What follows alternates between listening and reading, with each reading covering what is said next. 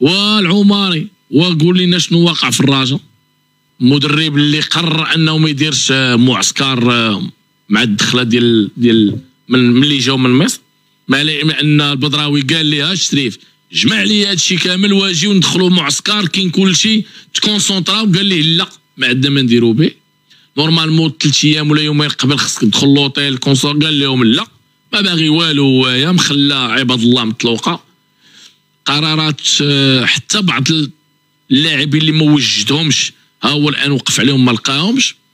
لاعبين اخرين ويمكن حتى طريقه التعامل ديالو وسط المقابله فعليها هضره كثيره. ولكن الا انت كمدرب وكرجل تقني ما بغيتيش انك تكون في معسكر، فانت اللي كتحمل المسؤوليه مع اللاعبين، لانك انت اللي كتختار التشكيله اللي كتدخل، انت اللي كتختار التوقيت ديال التدريب. انا ما عرفتش علاش مندير، لان تصريح رسمي ديال عز البدراوي معنا في موقع سبور ان قال بانه هو طلب، وقال المدير الكبير مرحبا منتجع ديال بن سليمان فيه غازون ناتيريل، فيه ملعب في المستوى، فيه يعني مرافق في المستوى.